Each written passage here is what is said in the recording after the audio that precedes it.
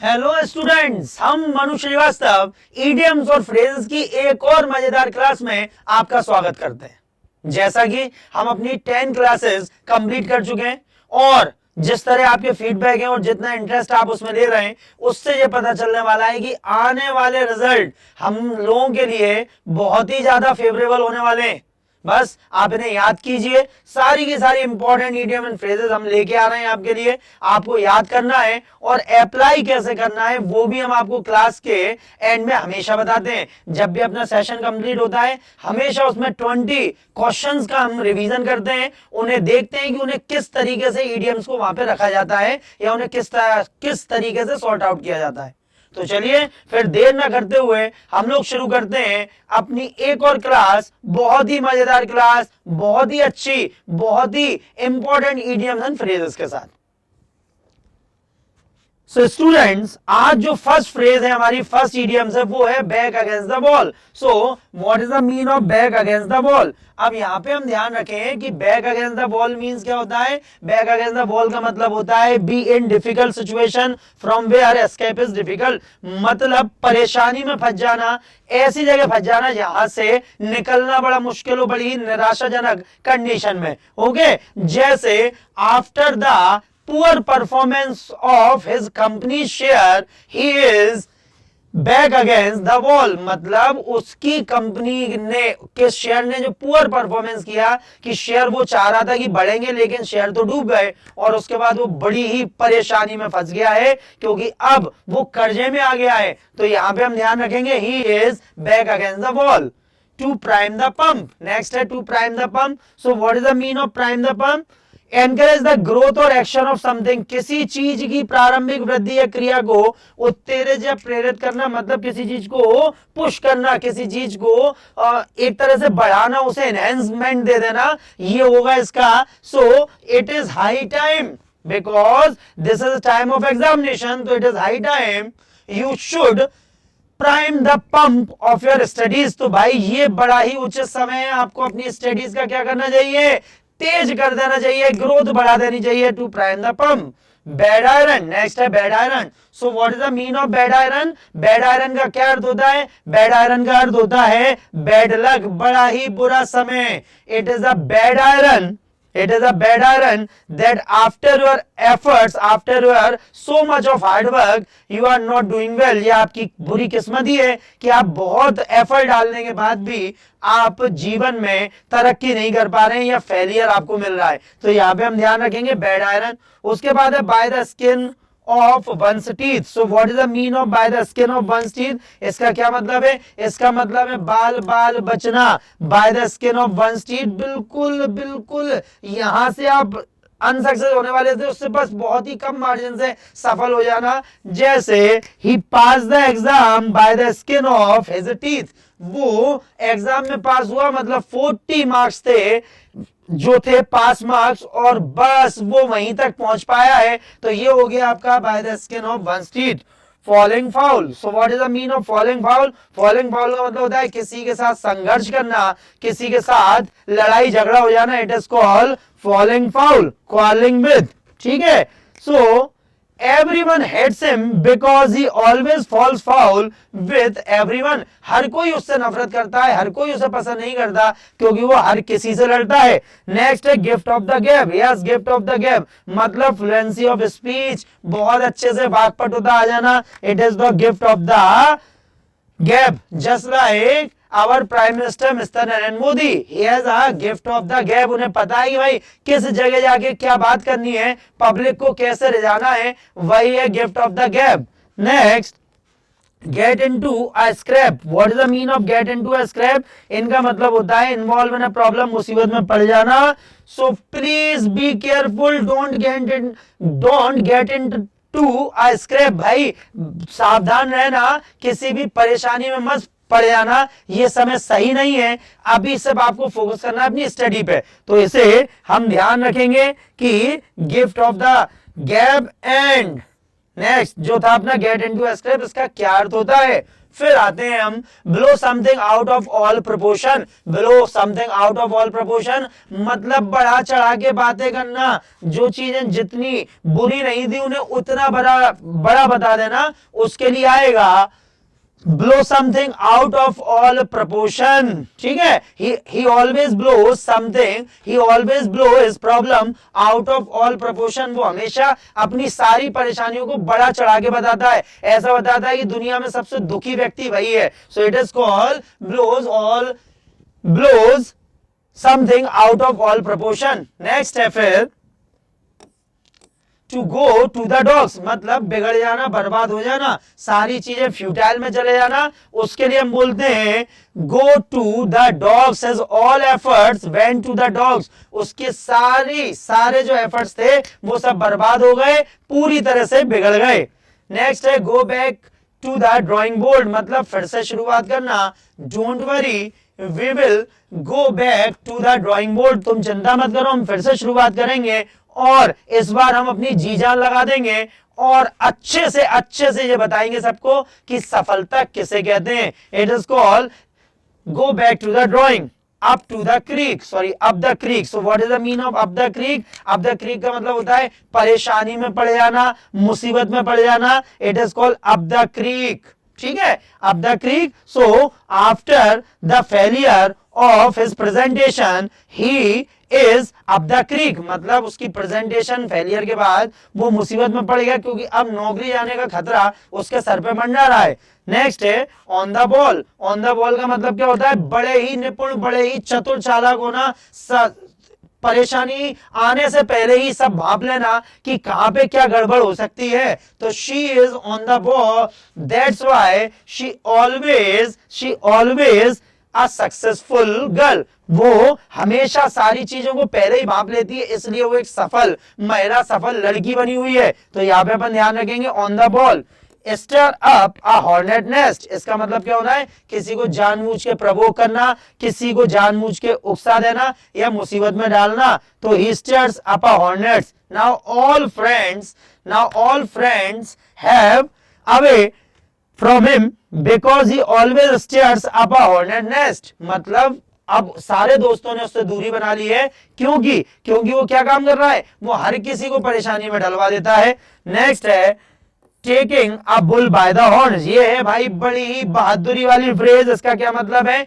किसी भी परेशानी का सामना बड़े ही साहस से करना। To deal with a difficult situation in a very direct और confident way. That's why just our freedom fighters they all took a bull by the horns। उन सभी ने मजबूती से, बहादुरी से खतरे का सामना किया।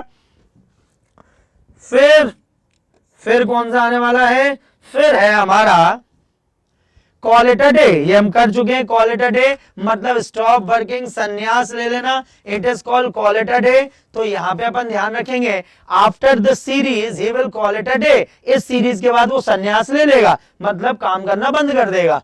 नेक्स्ट है अ परफेक्ट स्टॉर्म। इंपॉर्टेंट है, कई बार पूछी जाती है आपसे। अ परफेक्ट स्टॉर्म इसका क्या मतलब है? द वर्स्ट पॉसिबल सिचुएशन, सबसे खराब स्थिति जो हो सकती है। It is called a perfect storm. ठीक है, his bad result, his accident, it is a perfect storm for him। मतलब उसका रिजल्ट खराब आया, फिर उसका एक्सीडेंट हो गया, और इससे बुरा क्या होगा? तो यहां पे हम ध्यान रखेंगे। उसके बाद है bad blood. So what is the mean of bad blood? इसका मतलब होता है शत्रुता होना, किसी से अपने मतभेद हो जाना। The gangster had some bitter relation with the local activities, so he warned him to stay out of his business। तो यहाँ पे अपन ध्यान रखेंगे किसी के बिजनेस से दूर रहना, क्योंकि शत्रुता है। तो यहाँ पे बिजनेस का मतलब होता है कामों से दूर रहना। उसका ये मतलब नहीं कि आप यहाँ पे स्टे आउट ऑफ का बिजनेस, ये जो हमने दिया है ये एक्चुअली पूरा क्वेश्चन आया था और उसी को यहाँ पे रखा गया है। तो स्टे आउट ऑफ बिजनेस का मतलब होता है काम में दखल मत देना। इसका ये मतलब नहीं है कि कोई बिजनेस कर रहा है उसमें नहीं, किसी के काम में अड़ंगा डालना, उसे न डालने के लिए कहते हैं please stay out of my business, कृपया मेरे मामले से दूर रहो। तो यहाँ पे हम इसे ध्यान रखेंगे, शत्रुता होना। उसके बाद है as dead as a doornail. इसका मतलब होता है पूरी तरह से मतलब कुछ भी ना होना, पूरी तरह से पुराना हो जाना, मृत हो जाना, it is called as dead as a doornail. His all views, his all projects are as dead as a doornail. उसके जितने विचार हैं, जितने प्रोजेक्ट है, सब बिल्कुल मृत हैं, अब उनका कुछ नहीं हो सकता, प्रैक्टिकल अप्रोच ना के बराबर है उनमें। नेक्स्ट है कैच अ टार्टर, इंपॉर्टेंट है। कैच अ टार्टर का मतलब होता है भाई जो आपने सोचा था उससे ज्यादा बड़ी परेशानी आ जाना, उससे ज्यादा खतरनाक दुश्मन से आपका सामना हो जाना कि आप समझ रहे थे कुछ और निकला कुछ। तो यहां पे अपन ध्यान रखेंगे catch a tartar. Catch a tartar मतलब more powerful than what they expect, just like Pakistan cricket team thought they could easily defeat the Indian team, but now they realize that they caught a tartar। Pakistani team को जो लगा था कि वो आसानी से Indian team को हरा देगी, लेकिन अब उन्हें समझ में आ गया है कि उनने भाई अपने से बड़े बड़े व्यक्ति, बड़े शत्रु से उनने पंगा ले लिया है, उनने उसे छेड़ दिया है, जो 2 मैचों में हमें पता भी चल गया। तो यहां पे अपन ध्यान रखेंगे। उसके बाद है hit the jackpot. Yes, what is the mean of hit the jackpot? इसका क्या मतलब? इसका मतलब है अचानक से कुछ बेहतरीन लाभ हो जाना, किस्मत खुल जाना।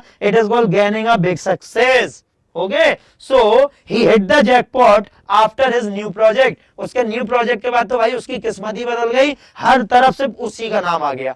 तो ये हम ध्यान रखेंगे कि ये है आज के हमारे 2020 इडियम्स। और देखा आपने, बहुत ही मजेदार हमेशा क्लास होती है अपनों हम सब लोगों की, और इससे हमें पता चलता है कि हम कैसे पास होने वाले हैं एग्जाम में। चलिए तो अब करते हैं इन्हें अप्लाई, कि किस तरीके से इन्हें अप्लाई करें। तो फर्स्ट क्वेश्चन है बैक अगेंस्ट द बॉल। तो क्या बताया था भाई, एक बड़ी डिफिकल्ट सिचुएशन जहां से बच निकलना मुश्किल हो, तो be in a difficult situation from where escape is difficult. To prime the pump. Yes, what is the mean of to prime the pump? इसका क्या मतलब होता है? इसका मतलब होता है इनकरेज द ग्रोथ और एक्शन ऑफ समथिंग। तो यहां पे हम ध्यान रखेंगे किसी चीज को बढ़ाना। बैड आयरन, बैड आयरन का मतलब क्या है? बैड लक, बताया था आपको। Bye the skin of your teeth, तो यहां पे जस्ट बेयरली, बड़ी बाल बाल तरीके से, बड़ी मुश्किल से हो पाया कुछ भी, it is called by the skin of his teeth. Next है has he lost his mind, he is falling foul of everybody. तो भाई क्या उसका दिमाग खराब हो गया, वो हर किसी से लड़ रहा है, मतलब क्वारलिंग विद हो जाएगा। नेक्स्ट है गिफ्ट ऑफ द गैप। तो क्या बताया था? मोदी जी का एग्जांपल दिया था, स्पीच बहुत अच्छे से बोल देना। गेट इनटू अ स्क्रैप मतलब क्या करना? प्रॉब्लम में फंस जाना, involve in a problem. Next है blow something out of all proportion. So what is the mean? अपनी चीजों को, अपनी परेशानियों को बड़ा चढ़ा के बताना। तो make things difficult for someone without reason, leave someone at time when they need you, control the level, behave as if something that has happened is much worse than it really is. तो यहां पे हम ध्यान रखेंगे कि अपनी चीजों को बड़ा चढ़ा के प्रस्तुत कर देना। नेक्स्ट है to go to the dogs. इसका क्या मतलब है? व्यर्थ हो जाना। तो यहां पे अपन ध्यान देंगे टू बिकम वर्ड्स, बेकार हो जाना किसी भी चीज को। उसके बाद go back to the drawing board, फिर से शुरू करना, start over. I am going to be in trouble if I don't submit my homework to the teacher. तो यहां पे हमने क्या बोला था? Up the creek. देखिए उनने, अब देखो किस तरीके से पूछा है। अप द क्रीक अपन ने पढ़ा था, उसका मतलब इन ट्रबल है, उनने इन ट्रबल देके आपसे अप द क्रीक पूछ लिया। इसी को बोलते हैं अप्लाई करना, सीखना। नेक्स्ट है on the ball. On the ball का क्या मतलब है भाई? बहुत अच्छे से, doing a job in a quick and competent manner, पहले से ही भाप लेना चीजों को, अच्छे सतर्कता के साथ करना, उसी को बोलते हैं हम बॉल ऑन द बॉल। फिर stir up a hornet nest, क्या मतलब है? तो यहां पे अपन ध्यान रखेंगे प्रोवोक ट्रबल, है ना, परेशानियां बढ़ाना। नेक्स्ट है taking a bull by the horse. बताया था आपको कि यहां पे इसका क्या मतलब होगा? इसका मतलब होता है कि किसी भी परेशानी को बहादुरी से सामना करना उसका। तो to deal with a difficult situation in a very direct और कॉन्फिडेंट वे।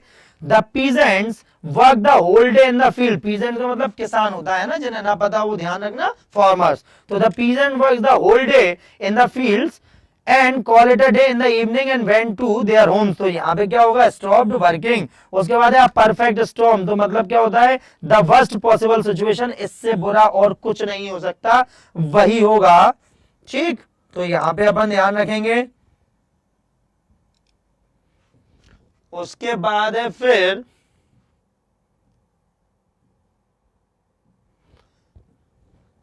ओके तो select the sentence that has the most appropriate meaning of the bad blood. तो हमने आपको बताया था बुरे रिश्ते होना, तो यहाँ पे द गैंगस्टर, देखिए जो हमने आपको बताया था वैसा ही वैसा क्वेश्चन भी हमें मिला है। The gangster has some bitter relation with the local activities so he warn him to stay out of his business. You are, ठीक है, तो यहाँ पे हम ध्यान रखेंगे you career is now know, so you are है ये, है ना, तो इसे आप ध्यान रखेंगे क्या है ये, यू आर है, यहाँ पे आप ध्यान रखें यू आर कर लीजिए उसे। तो your career is now as dead as a doornail, इसका क्या मतलब है, बहुत ही कंप्लीटली ऑब्सोलेट, बिल्कुल खत्म में, जैसे अपन बोलते हैं ना कि भाई आपकी चीजें अब जो है ना वो अब प्रैक्टिकल नहीं रही, आपकी अप्रोच जो है वो बेकार हो चुकी है। नेक्स्ट है select the correct idiom. My business partners thought that I would simply accept their cheating but they will soon realize that they caught a tartar। मतलब ज्यादा जो आपने समझा था उससे ज्यादा परेशानी हो जाना, उसके लिए आएगा कैच अ टार्टर। हमने आपको पाकिस्तानी और इंडियन टीम को लेकर बताया था। उसके बाद फिर है hit the jackpot. So what is the mean of hit the jackpot, भाई हिट द जैकपॉट मतलब एकदम से लाभ हो जाना, तो गेनिंग बिग सक्सेस। तो देखा स्टूडेंट्स, आज फिर हमने अपनी 11th क्लास में कितने इंपॉर्टेंट इडियम्स एंड फ्रेजेस किए हैं, तो बस आप इन्हें याद करते रहिए। और हमने आपको पहले भी बोला है कि सिलेक्शन नाम आपका टाइम कभी खराब नहीं करेगा, आपको कुछ भी ऐसी चीजें, कुछ भी ऐसा मटेरियल प्रोवाइड नहीं करेगा जिससे आपका टाइम खराब हो और आपको रिजल्ट ना मिले। नहीं, पूरी रिजल्ट ओरिएंटेड ऑपरेट, एक तरह से जैसे अपन बोलेंगे रिजल्ट ओरिएंटेड अप्रोच के साथ ही यहाँ पे आपको सारे के सारे मटेरियल प्रोवाइड किए जाएंगे, हर डाउट क्लियर किया जाएगा। बस आप सिलेक्शन नाम चैनल पे बने रहें और उसे फॉलो करें कि उसमें क्या पढ़ाया जा रहा है। तो जब तक आप अपना ध्यान रखिए, हम लोग मिलते हैं नेक्स्ट वीडियो में। जब तक के लिए जय हिंद, जय भारत।